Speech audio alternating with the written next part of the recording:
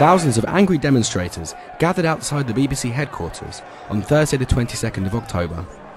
They were showing their disgust at the organisation's decision to allow the leader of the British National Party, Nick Griffin, onto Question Time. We joined them to find out why. Streets! On the streets! Immigration bullshit! The profit! The enemy is profit!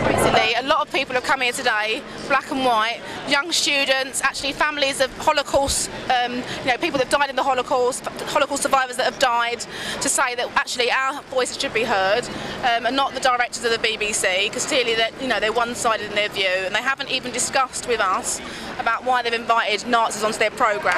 Never again! The BNP on Question Time is very controversial. This is why there's so many people here today. And personally, do you agree with the decision for the BBC to allow Nick Griffin on? Yeah, I do. I've interviewed Nick Griffin, and I think that it's good that his views have some light shone on them. I think that's very important. It's part of the democratic process. So I think that putting him on air is not a gesture of support for him, but it's something which in a free society we need to do. Well, BECTU is the main union for members who are employed by the BBC.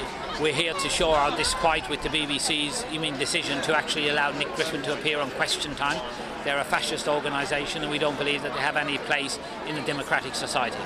Clearly, the decision led to a huge public debate, but these demonstrators were firmly against the BBC.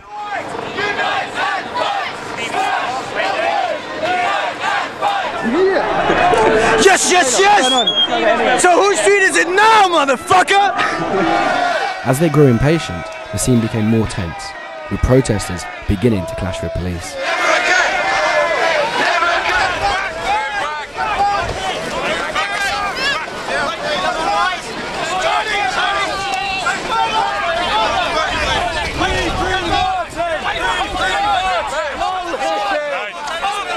I've never seen the police be so obviously the G20 was worse, but this was crazy.